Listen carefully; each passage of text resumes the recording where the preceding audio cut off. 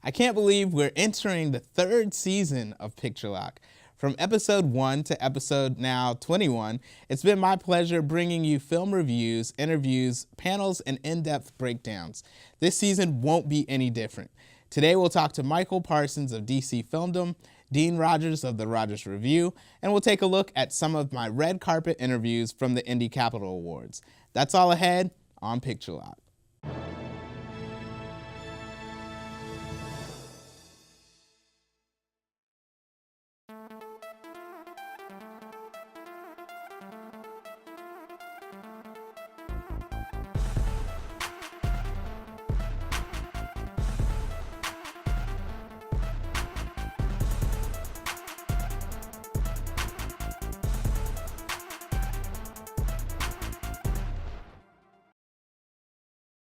I have to say, it's pretty tough being a film critic in today's world because as much fun as it is to watch movies and review them, it's hard to find the time to do it with a full-time job and life responsibilities. But when you're passionate about something, you'll find time for it. My next guest's bio reads something like mine: husband, father, ex-salesperson, movie nut. He writes with his critic partner, Eddie Pasa, for DC Filmdom. Michael Parsons, thank you for coming on and welcome to the show. Thanks for having me. My pleasure. So I always like to start at the beginning. When did you first fall in love with film? Well, I think, like with most critics, probably, it was when I was a kid, just a film-obsessed kid, growing up with touchstone films like Star Wars and Halloween and other films like that, Jaws. I feel like our generation was really spoiled with that type of, a lot of films that really set the sort of the gold standard for movies now, for contemporary cinema.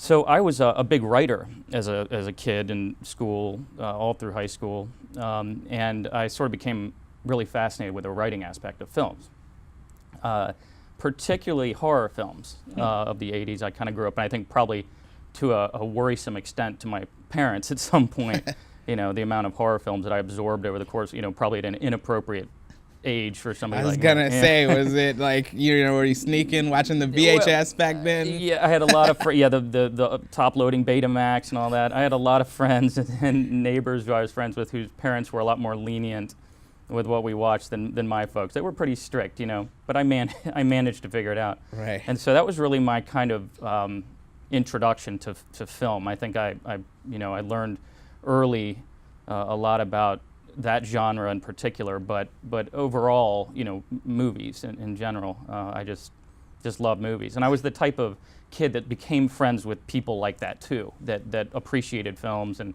really liked to check out all types of different movies and a lot of strange, B movies. I mean, that sort of goes hand in hand with horror, particularly in the 80s. Right. That was it. I think that's where it really just naturally happened. Yeah, I think it's funny that you said you kind of gravitate towards those type of people. There was a buddy of mine, I'm digressing for a second, and once we were in high school, we were old enough to check out movies, Blockbuster. We would always, like, if I go to spend the night over at his place or vice versa, we would always go find the most obscure horror film, watch it and laugh and just critique it, whatever. So shout out to Joe Geibler. All right, how did you get into film criticism? Well, I've only been in criticism for the last three and a half years. Actually, Dean Rogers, who's here today, sort of gave me a chance to get into that world, to break into the world of criticism, which had been something I'd really actually wanted to do for a while. But I was kind of, I had a career and things like that, and never really pursued that. But I felt like the writer in me always wanted to write about films. I really wanted to pursue screenwriting, but film criticism seemed like a really good sort of gateway to that, and just being able to write how I felt about movies. It's like an infinite sort of there are infinite possibilities in that medium as far as what you can sort of draw from a film, and I like looking at different aspects of movies. And so Dean gave me that chance, and actually Eddie Pasa, my co-writer, was writing for him at the time, and that's sort of how we all hooked up. And then Eddie and I subsequently started our site DC Filmdom, which initially was actually called Papa Reviews, yes. with Pasa Parsons, but we felt like that wasn't really befitting a movie review site. It was a little too clever, gimmicky, but not very, it didn't really have you didn't really understand that it was for film criticism. Okay. So here we are. So with DC Filmdom, how did you all come up with the title? And I'm sure like so many times you probably get Google searches and people think it's probably like DC Comics or something. Yeah, it took longer than you'd think to come up. We're like, okay, it's a movie review site. There are so many combinations of words that we could use, but we wanted it to be, like everybody does, I'm sure, wanted it to really sort of capture, we're DC film critics, but it's also, it's not limited to DC, but we are DC critics. Mm-hmm. The name just kind of came up with the help of a few people, including Eddie's wife and my wife and our site designer and all that. And it just kind of came up, and that name kept coming up, and we said, let's just do that. But there was a thing about the logo that looked kind of like, that DC Comics look almost, that we were like, we didn't want to restrict our audience to people that thought it was strictly for a certain type of genre or something like that. But it seems to have worked out pretty well. Yeah, definitely. I think so. And I love the new site, by the way. It looks great. Thank you very much. All right. So a lot of times people, they always come up to me and they're like, oh, so you just watch movies, and they think it's such an easy, job. Let's talk a little bit about the difficulties. Like, as I said before, we both, are fathers. Why is it that we like, why do we do this to ourselves? Like, why don't we just watch the movies and enjoy them? And not, exactly. Yeah, it can be tough with a screaming 2-year-old in the back trying to figure out how to critique somebody's passionate, somebody's work that they've taken 6 months to create this thing, and then you want to be, I find a lot of the hurdles are in the language that I want to use to really get across my unique opinion about something that is not going to inevitably be the same thing that 2,500 other critics are saying. And so I do find myself thinking a lot about, am I, making sure I know exactly what I'm talking about when I'm critiquing something specific about a movie. Right. I do get stuck sometimes trying to do that, and you figure it shouldn't be that tough because you have the material right there. You have, somebody else has written the movie. All you have to do is write about their movie. But I find that coming up with original ways to talk about a movie, but also make sure that you're clearly getting your point across it can be a little tricky. Right, and I think what you're really kind of hitting at is finding your voice, which I know for myself, like, I try to write in such a way, because, I've gone to film school, I've studied the theory and all this kind of stuff, but honestly, like, sometimes when I look at Rotten Tomatoes, I'm like, why do I have to get a dictionary to understand what the 2, sentence preview of your review is? It's just just find your voice and like talk to me, but don't talk to me and try to tell me that you're so smart. You know what I mean? Right. I'm not hating on anybody. People get a little erudite with the way that they try to communicate that, and it's it can get. Sometimes that's just the way people talk, but yeah, it can get. Just what's it about? You want to talk to people, a broad audience about the movie. Right. And, concisely, pretty much. I like to use big words every once in a while, but I certainly don't. Is nice. I don't do the thesaurus hunt to make sure I'm using fancy words. But right. But it's great, isn't it? It is a fun thing to do, and we're fortunate to be able to do it. That's for sure. Right. So you and we both had the pleasure of serving as judges with the Indie Capital Awards, which just took place, as you know, but for our audience, it was the first annual Indie Capital Awards. It happened in DC, and it was just a chance to honor independent filmmakers as well as independent films in the area. So Michael and we served as judges. Let's talk about the experience. We saw a lot of great films, right? We really did. That was a lot of fun. What do you think, about 30 films, maybe? Was it more than that? Probably. Yeah. That was a lot. Between the shorts and the features. Oh, yeah. Yeah. Holed up in the basement, watching them, making sure to, absorb them properly. Right. There were some really good movies. Suffering Cassandra.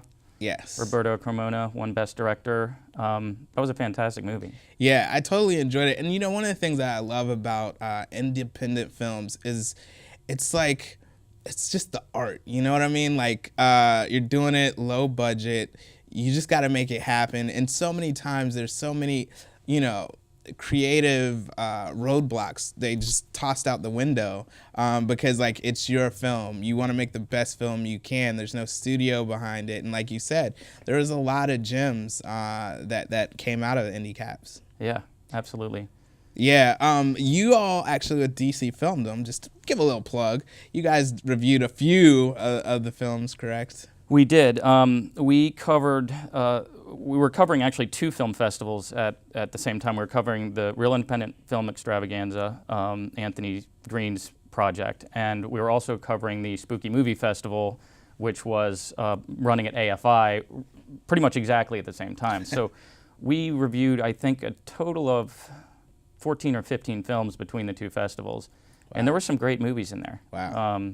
Like I said, I really liked Suffering Cassandra from Rife, the Independent Festival, and Eduardo Sanchez's Exists played at the Spooky Fest. Okay. Blair Witch director Eduardo Sanchez's new film Exists, which is, if you know, for horror buffs, it's going to be a must for them. But it was a fantastic movie. Nice. Yeah, that was the found footage Bigfoot picture. And there were two of them in the last. There was Bobcat Goldthwait's Bigfoot picture last year. Okay. Willow Creek was also at Spooky Movie, and you figure how many found footage Bigfoot movies can there be in a year? But they were both actually pretty good. Wow. Yeah. All right. Well, I got to check that out.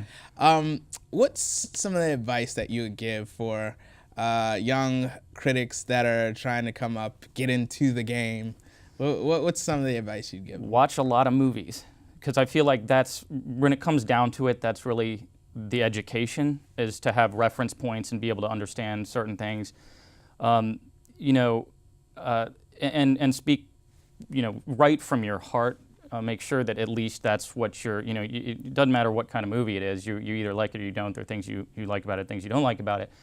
And just be honest about that when you're writing. But it's, you know, the more movies you see, you know, I'm going through, I want to go through the Ebert's, you know, I think it's 500 movies you should see or something like that. It might be 1,000, I'm not sure. It's a lot. And so I'm going to try to get through that book. But, you know, I'm not one of those guys that in school, I didn't go to film school. I took some film classes.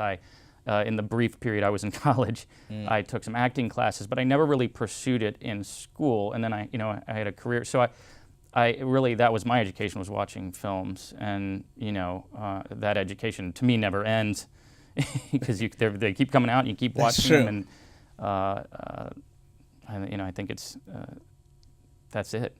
So just right now, you know, we're headed into awards season. I don't know about you, but I started to get, I guess, I got a couple of DVDs from Sony Classic Pictures, those are the only two that I've gotten so okay, far. Yeah. How about you? Have you, gotten, yeah, you didn't get your big Magnolia package yet? I'm waiting for that one because that's always like 30 movies in one pack. Right.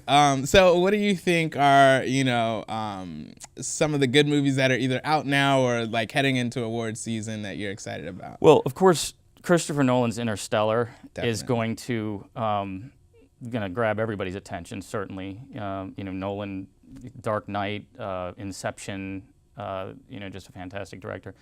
I think probably Foxcatcher, that Channing Tatum, Steve Carell movie, is going to be up there. And you know, as far as films that have been out, like, you know, there's Boyhood, which actually I have yet to see. Yeah. I've yet to see that, I'm admitting here on camera, as a film critic. It's just one of the ones that slipped through the cracks, but I think that is probably Richard Linklater's sort of magnum opus, I guess. Right, exactly. That one will be up there. I think it's going to be a good season. You know, it's going to be just a good, last year was terrific. I think this year might be even better. Yeah, definitely. Well, where can people reach out, find you if they want, read your reviews? Well, we are, Eddie Pasa, my co-writer and co-founder, and I are at www.dcfilmdom.com.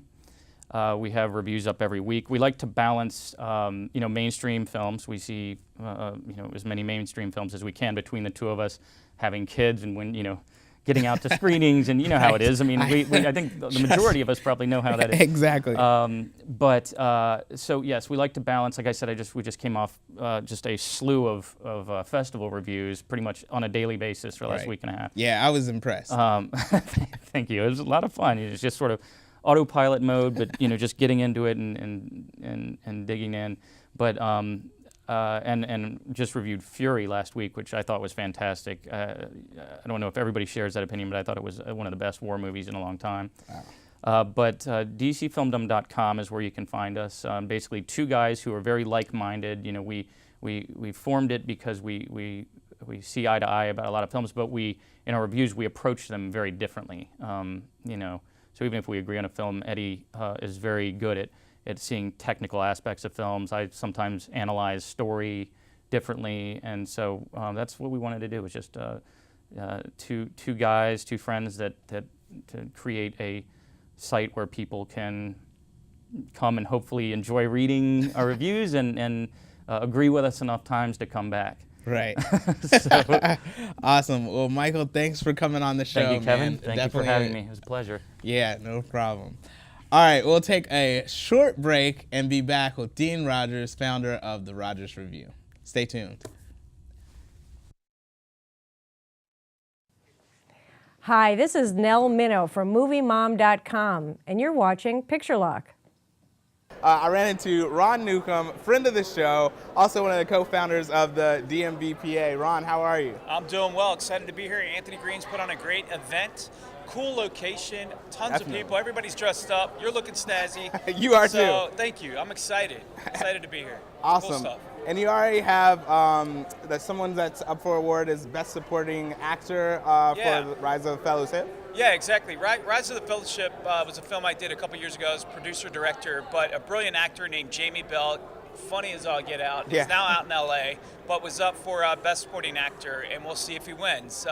Definitely talented, but we have so much great talent in the DMV area that it's just a win to be nominated. We're a force to be reckoned with here as far as talent. Right, and you just finished rapping on The Rangers. You want to talk a little bit about that? Yeah, let's do it. A low-budget indie fantasy picture, right? That's my ambition. And so I did a Kickstarter campaign, and the DMV got behind me, and we were able to raise some money. And so I just wrapped production on a episodic, fantastical series called The Rangers. Very much Lord of the Rings, Tolkien-esque in that world, and exploring those characters of these four Rangers out on the borderlands, out on the periphery, and they uncover this darkness. And it's about that journey. A lot of fun, filmed in Virginia, trying to keep it all local. Hired a bunch of local cast and crew, and we just went out and did it.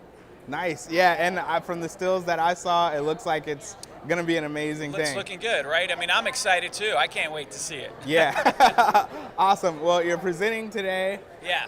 What are you presenting for? Yeah, I do a lot of directing and producing, and every director knows that you're no better than your cinematographer. So I'm honored to be giving that award. I'm presenting for Best Cinematography. Awesome. So we'll see who wins. Well, as one of DMV's own directors, I definitely can't wait to see The Rangers. Let people know where they can follow The Rangers if they want to. Yeah, since that's my latest and greatest project, therangersfilm.com is definitely one of them. RiseOfTheFellowshipMovie.com, and then I just came out with a documentary called Made in the USA. We just released on iTunes, so USA 30 Days is another one. And I'd love your support for that. I appreciate you pulling me aside and let me be able to talk about my stuff, but more importantly about the DMV area. We can do film here, we are doing film here, and we can sustain a film market here. Most definitely, and I think that the first annual Indie Capital Awards is proof of that, correct? Absolutely, yeah, and we'll see it. Just keep growing. So the people here, the crew's here, the cast is here, the financing's here. Right. So there's no greater place to package it all up and produce content, stories that we want to tell in the DMV area. Awesome. Thanks so much for coming on the show, Yeah, Ron. man, I'm glad to be here. We'll see who wins. Cool. This guy. Friend of the show, Mr. Pierre Blagley. How are you, man? I'm good, Kevin. How are you, man? It seems like we're always meeting on the red carpet.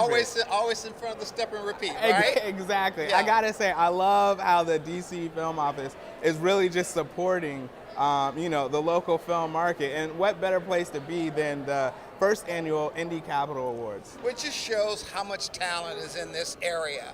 You know, we're starting to now take more of a regional approach, even though this is a regional festival and very well funded and well represented festival. I think the film festival, the film offices in this area have got to get together. I've just had a meeting at MPAA with Senator Dodd, and I actually said to the commissioner in Virginia and Maryland, we need to get together so we can support these kinds of films and these kinds of filmmakers. Right, right. See, that's why I love this guy. He's always making something happen. Yes, yes. And also, you know, we're really focused on creating an indigenous area, indigenous industry.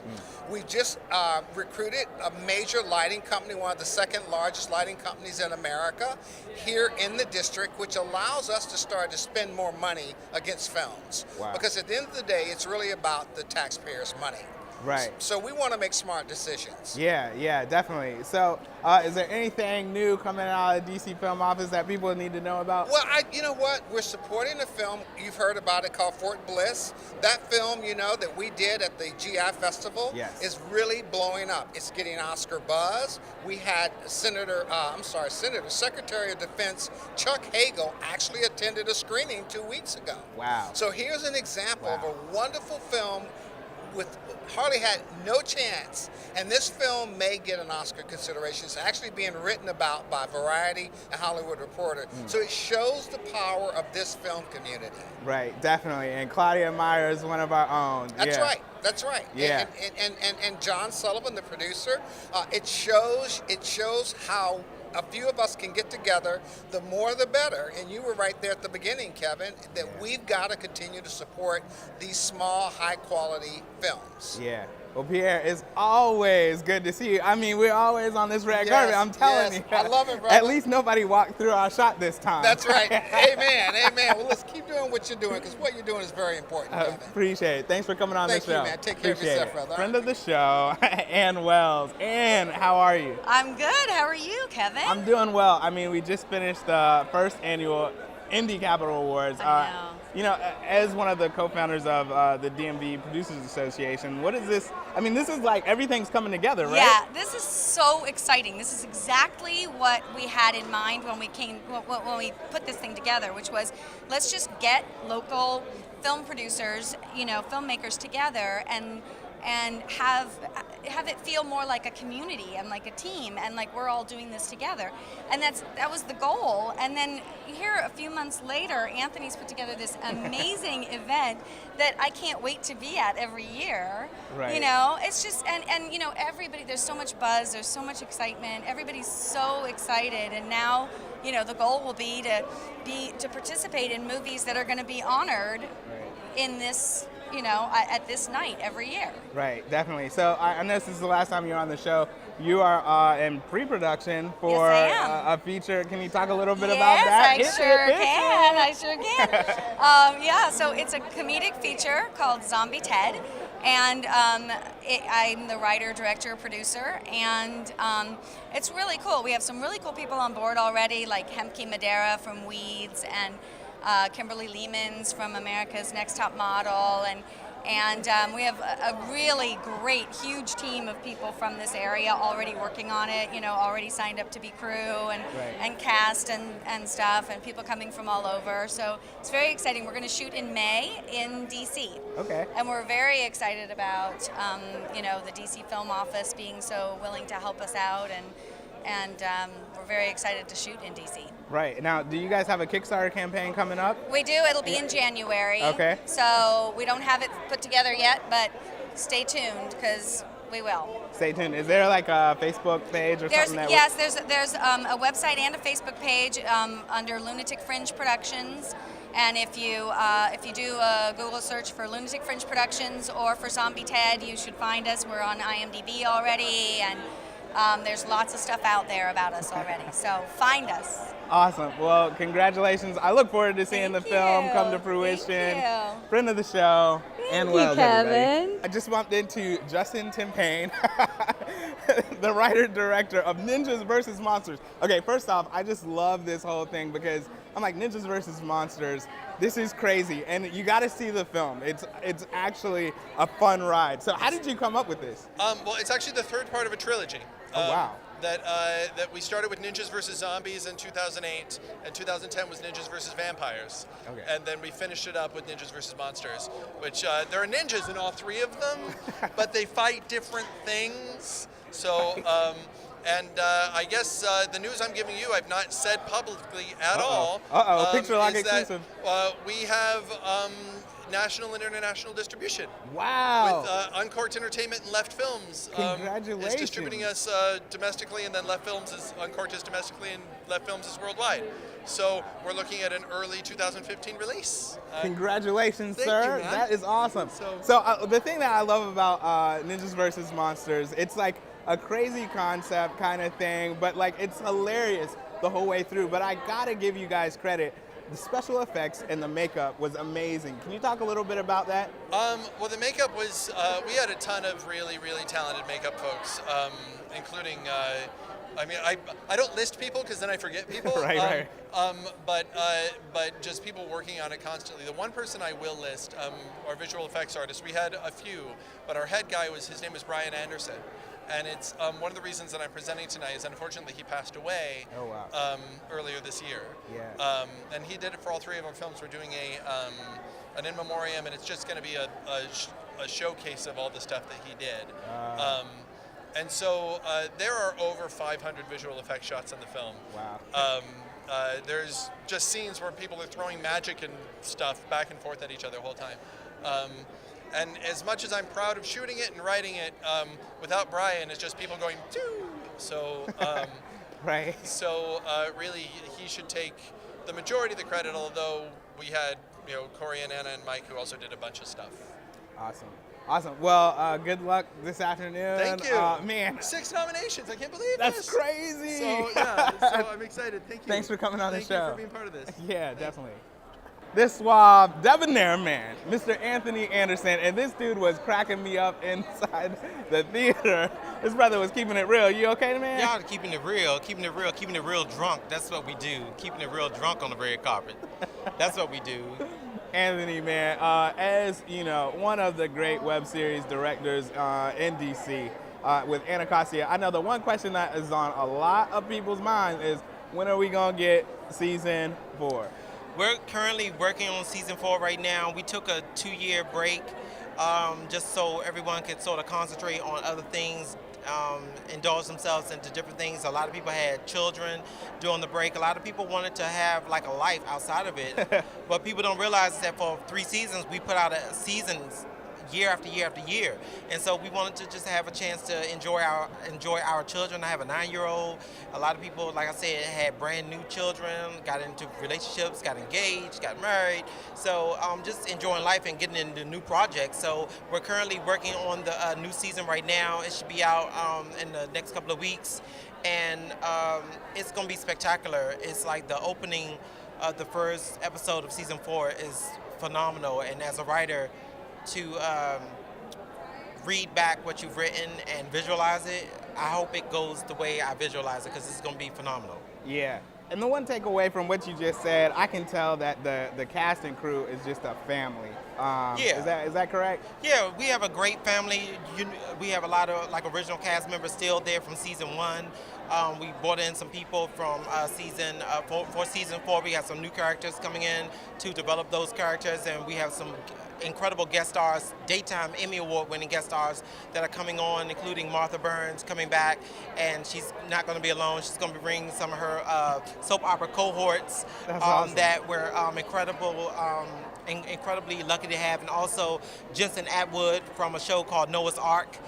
He's going to be coming on doing some scenes with us, and we have a special season finale, season ender, that is going to be a jaw dropper from a special guest that we're not going to announce who the special guest is, so you have to wait until that last episode. But we're I'm really happy to have the cast that I have, especially the ones that have stuck around so long and have been in there in the trenches with me, getting the show out to where it needed to be, and having it be one of the longest running African American web soaps out there. it took a lot of work and took a lot of perseverance. And I'm glad that they stuck it out, and I'm glad they're still there, willing to fight for the cause. And you know, some people things don't happen fast enough for them, so they want to go off and do whatever they want to do, and you know, you let them do that, and you just move forward with the people that are willing to work with you. Wow. So for those that might have been like living under a rock and haven't seen Anacostia, how can people check out the show? Well, you can check out Anacostia on YouTube, www.youtube.com/Anacostia series. It's 30 episodes right now. After the fourth season, it'll be 40 episodes. We just got a deal with Access Montgomery and Montgomery County, opening us up to another 2.1 million viewers, which is incredible. Like, I think a lot of people don't realize that we're one of the first web shows to go from the web to television. So we're making strides, and hopefully next year we're going to bring home some hardware from some different places and get some more accolades. And well, it's not about the accolades, but it's about gaining the fans, really, and to gain some more fans, and just to keep on doing something for DC and the DC area, making DC proud. Yeah, and I think you're definitely doing that, bro. Congratulations. I love the show. Thank you, Kevin. Yeah, Thank you, Kevin. no and problem. see, that is how you Here we do go. an interview when you are 7 beers in. You know, you get your business together first, and then you can go back to the party and drink with the rest of everybody else. To the other web series out there that have started after we have started, you don't have to thank us for inspiring you. We know we have inspired you. And it is through your work that other people see your shows and realize just how great we are. Do you want to drop the mic or should I? Shade. That's called shade. This is the big man on campus right here. A producer of the Indie Capital Awards, as well as Real Independent Film Extravaganza, Dr. Spencer Johnson. How are Hi, you, Kevin. sir? How are you again? I'm doing Good well, to see man. you. It's good to see you. So tell me, you got to be proud. Very proud. To see this come Very proud. together, first annual. So let's talk about it. This is a vision, okay? If I can get a little bit geopolitical, when President Obama first got elected, there was a rendition of a poster, and it said that the dream, Dr. King is in the foreground, sort of faded, and then Barack, the dream, realized. This is the dream realized. When I put together Rife originally, it was to get local filmmakers together with regional and international and national filmmakers on one page in one setting and say, hey, we're all independent filmmakers. We're in this together. Let's make it happen and create our own thing. And today, I think we've reached that goal. We've reached it each year, but this year we really hit the home run. Right, definitely. And I think it was, it's the first time out, but I can definitely see this going 20, 30 years down the road. Yes, past my lifetime, probably. Oh, That'll wow, be don't good. say that, bro. Well, thank you for all you do in the independent film community here in the DMV. Talk a little bit about Skyrocket Productions and obviously opening up the distribution leg. Skyrocket Productions, you all probably know we are one of your peers. We're here as a local independent film company. We've been at it for a minute, so we've stepped on all the landmines pretty much with distribution. Distribution is constantly evolving, but we've gotten ahead of it a little bit for right now, and we're able to offer distribution services for our friends and colleagues. That's awesome. Dr. Spencer Johnson, thank you so much for coming on the buddy. show. Thank you for all you do. Appreciate Thank it. you. So, a friend of the show, and I am a personal fan, Tia Day just took home Best Actress. Congratulations. Yes, thank you so much. I'm just so elated right now. I just don't, I'm lost for words in a sense. So, Tia, I mean, first off, when we first met, I was like, man, that was just a phenomenal performance. So just talk about what it means to actually put your heart and soul into something and then just to be rewarded for it. Well, first of all, like I told you when I first met you, the first source for me is to pray. I have to pray, and I ask for just the guidance in whatever role has been presented to me, because all roles are different roles. So being able to master a role such as Teresa James is really, really big for me, because that's not who I am in real life. A lot of the roles that I have portrayed, probably a little bit just a tad outside of who I really am, but Teresa James was something that I really had to dig deep for, and I'm glad that I did, because I took home the win today. Right, awesome. So congratulations. Look, so now that you are the hot thing in DC right now, how can people reach you? Well, people can reach me all the time on Facebook. That's at Tia Day. Twitter is Miss Tia Day, and Day is spelled D-A-E, and you can definitely find me on Instagram at Tia Day as well. So T-I-A-D-A-E, you know, and just be looking for me in the trilogy of Thick 2 and 3 to come in season 4 of Anacostia. That's what I got on my plate right now. Yes. So, Anacostia, is it like, are y'all in production? What's the deal, season 4? We're actually about to go into production. I'm just waiting on the green thumb from Anthony Anderson, and we're really, really excited. So, awesome. yeah. Congratulations. Thank you. Tia. So I'm here with Rick Kane. Other than the fact that he is a suave and handsome young man, he's also Best Actor at the Indie Capital Awards. Rick, how's it feel? Feels actually surprising, because I've seen all of the other films with all the other actors. Greg Thompson, amazing. I just met him. And Day of the Gun, the acting, amazing. Really, really. So that means this means something. Yeah. Because they were all really great actors. And I'm humbled by it. You're such a humble guy, and I appreciate. No, it's genuine though. That I appreciate. So, in terms of getting into the character of Joe King, you know, wow. what did you do, man, bro? Right. You did a Joe great King. job. Joe King is. Here's a lesson. Okay, ladies and gentlemen. There's always a takeaway from everything that you do, and what I learned from the Henchman's War was just trust your director, because he knows the story he's trying to tell. And there were some things that I would bring. We had a lot of happy accidents on that movie, lots of happy accidents that made it in the cuts. But just trusting Anthony, I felt like I needed to do more, and he was like, no, less, no, less. And it came out, yeah. Definitely. Yeah, I was very happy, very happy.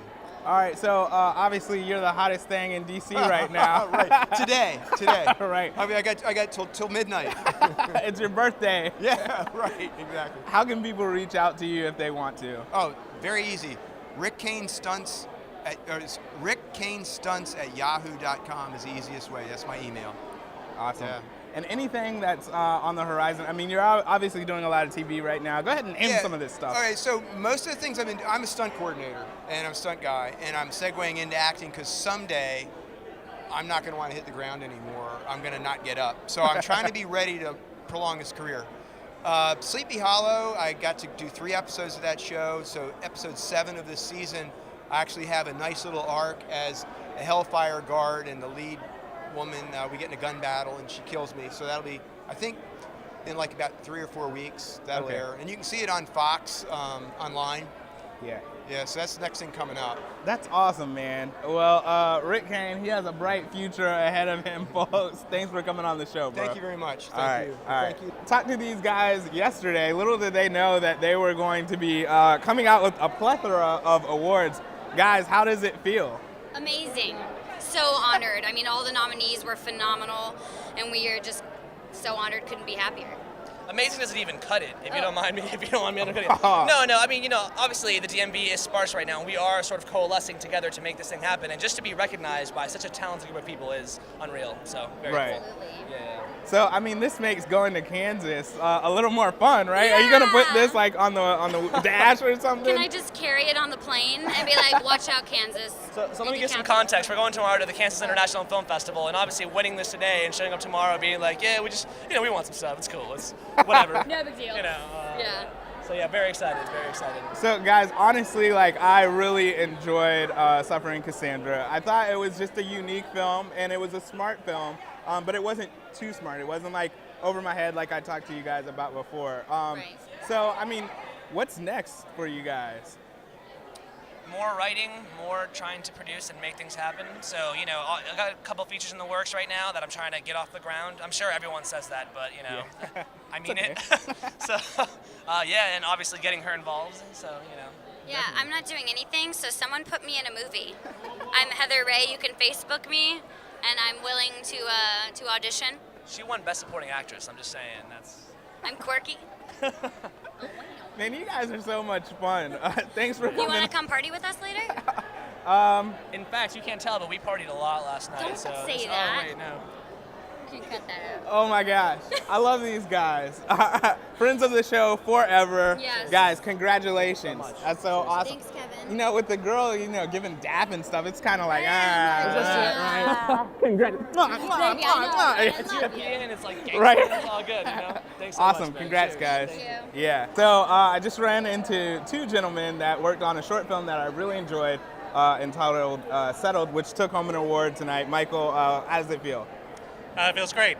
We produced it locally here in Northern Virginia, so it's great to be acknowledged by our peers and people we look up to here locally. Yeah, definitely. Josh, how you feel? Good.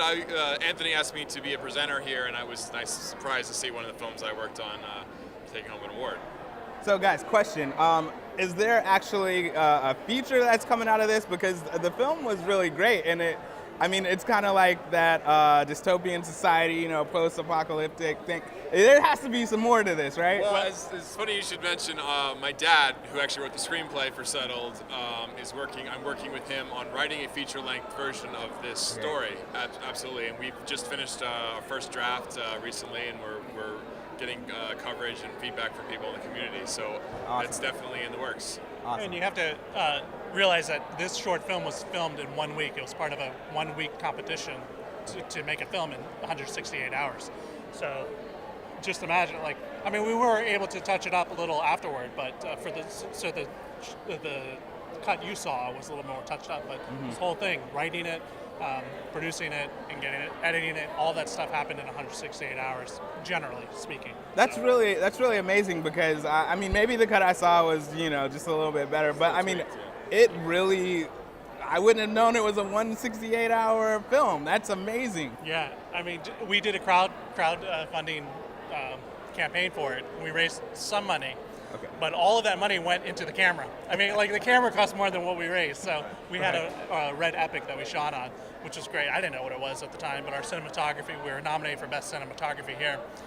It was because of his friend JD, who is our cinematographer, and the equipment that we were able to get. So awesome. So if people want to check out Settled, where can they do that? Well, you can go to Amazon.com and get our DVD that has a lot of extras, has the behind the scenes, which is also an award-winning behind the scenes documentary we have. Or if you just want to see the film, just go to YouTube, search for Settled. You could search, Settled's kind of hard to find, but if you search for Settled, Nova 168, Nova Christian Film is the organization that did it. Or search for Josh Murray, Settled. You'll find it on YouTube. So. All right, awesome. So if anybody wants to reach out to you as well, I know Josh, you're an actor, so how do they reach out? Sure. If you go to twitter.com/JoshMurrayActor, or just look up Josh Murray on Facebook, I have a page where I post a lot of the stuff that I'm doing. Sweet. All right. Well, congratulations, guys. Thanks for coming on the show. Thank you. All right. Yeah, no problem. I'm Victor Nolasco. And I'm Stephen Rubin. And we're the directors of The Jackie Movie. You're watching Picture Lock. It's tough enough to keep up with all the films that come out on a weekly basis, but one local online magazine covers that and more. The Rogers Revue is dedicated to entertainment, news, and media events surrounding the Washington, D.C. and Baltimore areas. It covers the latest in movies, music, theater, concerts, and more. There's one man driving it all. Editor-in-chief and entertainment reporter Dean Rogers is here with us in the studio. Dean, welcome to the show. Thank you for having me. So, since you cover the entertainment world, I guess when did you first fall in love with the entertainment scene? all my life. That's how it really got started. My mom told me when I was 2 years old that I read the paper, the Washington Post, and I was really fascinated about the world around me. I really didn't go into entertainment until I was really old. I say roughly in high school, when I had this television production course in high school, and I was forever known as the good morning friendly hi guy. Yep. So when I saw Robert Williams and I mentioned that, he was elated and he was very excited. So I decided to start writing. And what I did is, when I went to space camp during my senior year in high school, I wrote the entire week I was there in space camp. And I decided, well, the writing's good. Let me have someone critique it. And I sent it to space camp. And a few months later, they said it was one of the best written articles they have ever seen in 18 years. Wow. And I thought, I should be a writer. And I thought, what type of writing should I do? So I went to college, Bowie State University, joined the TV production program, and that's when I really started to do entertainment reporting. And one of my very first assignments, I remember early on, I covered the Get School Tour from the Game Show Network, which I've interviewed Todd Newton, the host of Wham! The All-New Pressure Luck. I interviewed him, and he was nice and friendly, and we took pictures and hemmed up for the camera afterwards, and that's when I knew I wanted to become an entertainment reporter. That's awesome. So just to backtrack a little bit, 2 years old reading the Washington Post, like you're some kind of child prodigy or something. That's a little bit, yeah. and he said a little bit, yeah, that's awesome. Own it. Absolutely. So just to get off of the subject, you are a winner of a couple of game shows. I'm sure some of that prodigy helped you with that. Let's talk a little bit about that. Sure. Well, I'm a huge game show fanatic. I followed, my earliest game show was of the Century, hosted by Jim Perry, which is currently airing on Game Show Network. And I always wanted to be on a game show. So I hosted game shows way back in high school. So I hosted Family Feud, Wheel of Fortune, Jeopardy, and I was excited. I didn't know it was going to prep me to be on one of the shows. Wow. So 11 years ago, I applied for Who Wants to Be a Millionaire in New York City. Never thought I was going to get on, never thought I was going to become a contestant. And lo and behold, I got a call from the production studio saying I was going to become a contestant. So I made it a goal to win $32,000, and I was done. I ended up winning $64,000. Double. Yes, indeed. Nice. 2 years ago this month, I was auditioning for Wheel of Fortune with my fiance, my now fiance, Stephanie, and we went through a cow call audition. And the first time we didn't get selected, but I wanted to give up. I decided, book festival, I was ready, let's go. But my fiance insisted we should continue, and I was called, and then I had to do a second audition months later. Then I got the call to become a contestant, and then October of 2013, we flew out to Los Angeles, to Culver City, and I was on the show. Wow, that's awesome. Man, so you're not kidding. It's in your blood. You love this stuff. I love this stuff, yeah, absolutely. That's cool. So, like, out of all the things that you cover, which category is your favorite? Always movies. Since I have a love-hate relationship with movies, and I always find movies fascinating because they tell a story, whether it's good or bad or happy or sad. It entertains you. It keeps you motivated. It makes you want to see if there's the next sequel, or if you see that famous actor in a movie that you want to follow that actor's career, and that's what I love about movies. And when I got to interviewing the stars about 5 years ago, it's amazing how I'm usually see people like my favorite reporters like Kevin McCarthy and Kyle Osborne and the great Arch Campbell interviewing the stars. And here I'm interviewing the stars. I'm face to face. I'm talking with them, and I get to hear their stories. Yeah. And it's amazing. It's wonderful.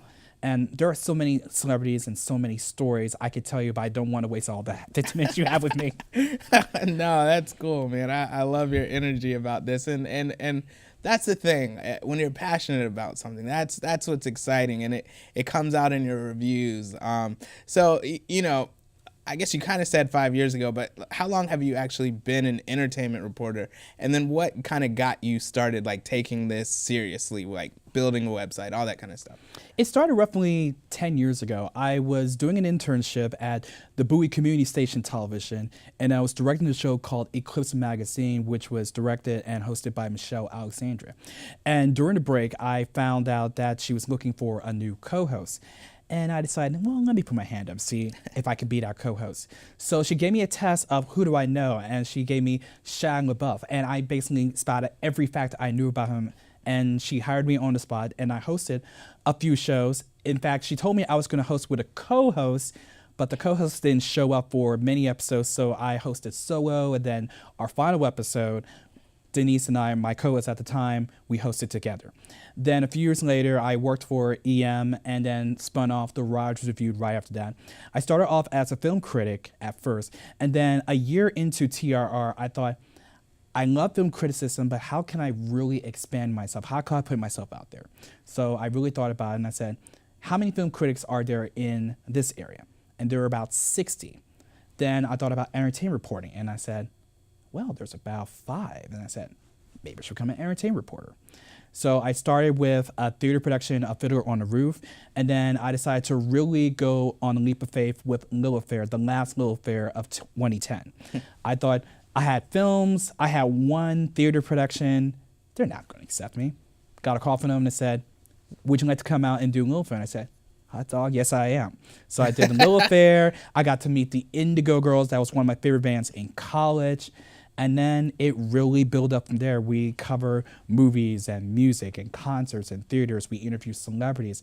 And it kept growing and growing, that the team grew, the coverage grew, everything grew. And it still amazes me to this day how we started off as a movie blog and now we're an entertainment news website. Yeah, that's amazing. On your website, in fact, you say that you've dedicated your life to learn all that is learnable. What does that mean to you? It means everything I've done, everything I've seen, I observe, I hear, I take it all in because I never know where it's going to take me. And I remember that being a temporary worker for staffing agencies where they put you in different assignments through different agencies, public, private, what have you. And you want to take in that wherever you, take in that, goodness, I messed up. It's okay.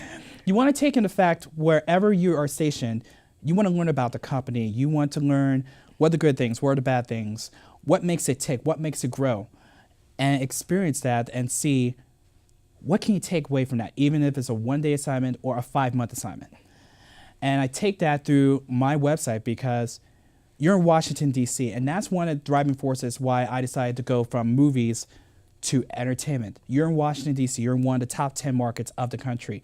You have music people, you have the movies, you have the concerts, you have the theater, you have the comedy shows.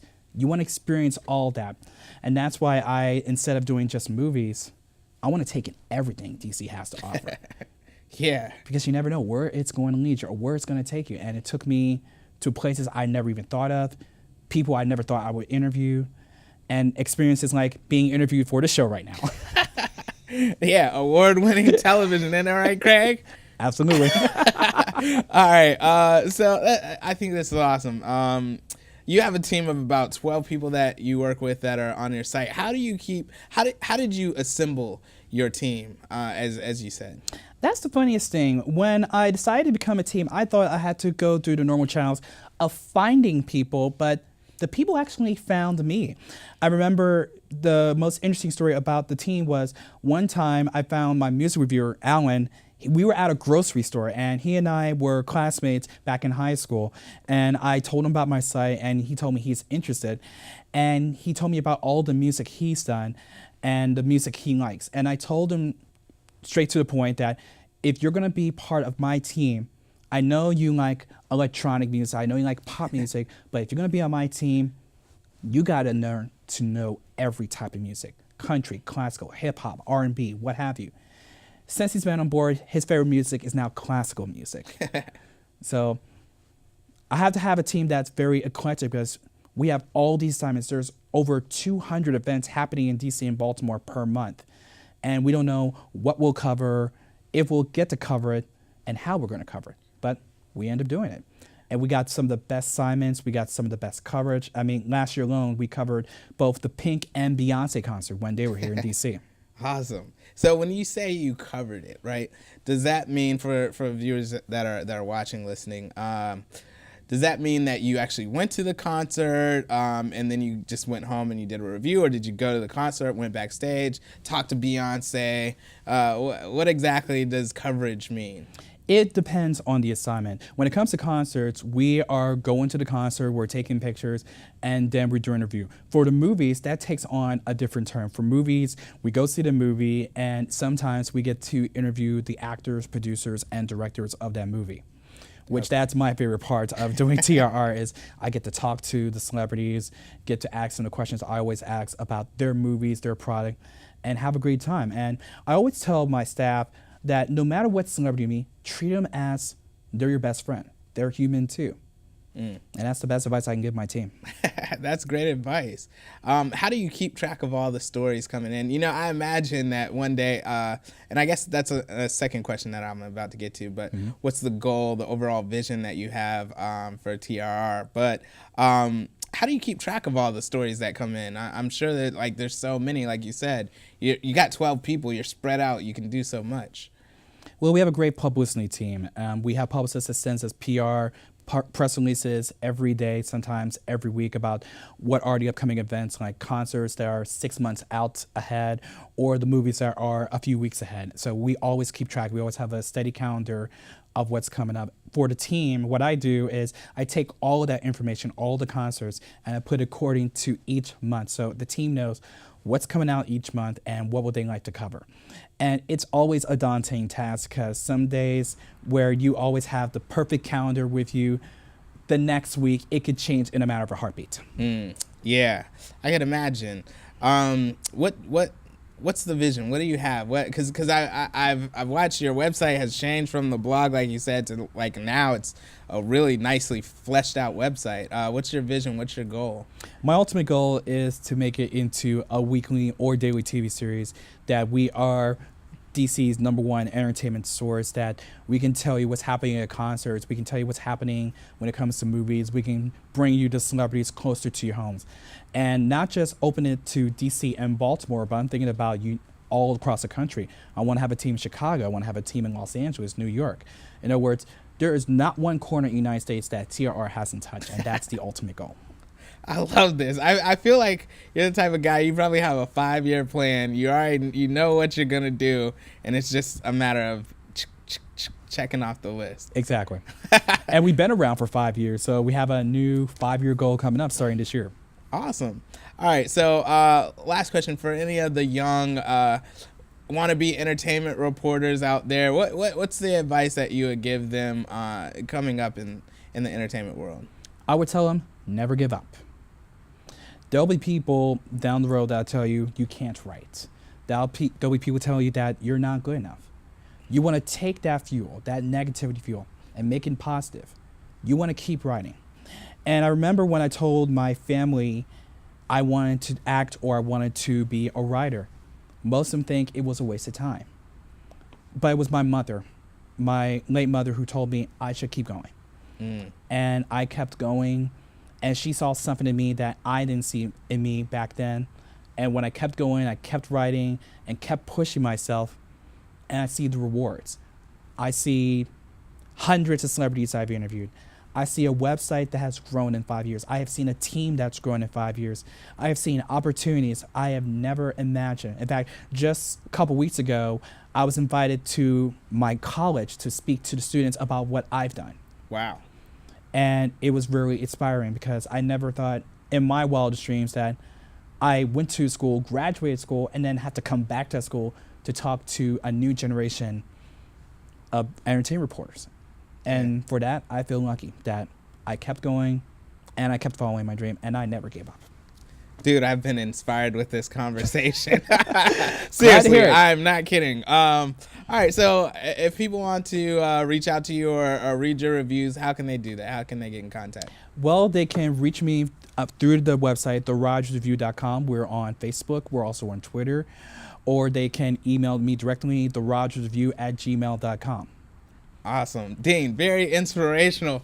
Thanks for coming on the show. Thank you.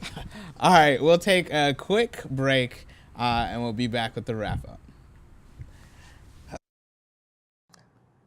I'm Christian O from DC Asian Pacific American Film, and you're watching Picture Lock. That's all for this episode. I'd like to thank my guests, Michael Parsons and Dean Rogers, for coming on the show and giving us insight into their lives and their love of entertainment. You can find Picture Lock on Facebook and Twitter. Don't forget to check out the website, picturelockshow.com, for movie reviews and news, and if you're interested in being a guest on the show. Of course, I'd be remiss if I didn't thank the lovely crew here at Picture Lock. Until next time, I hope you Stay locked on film.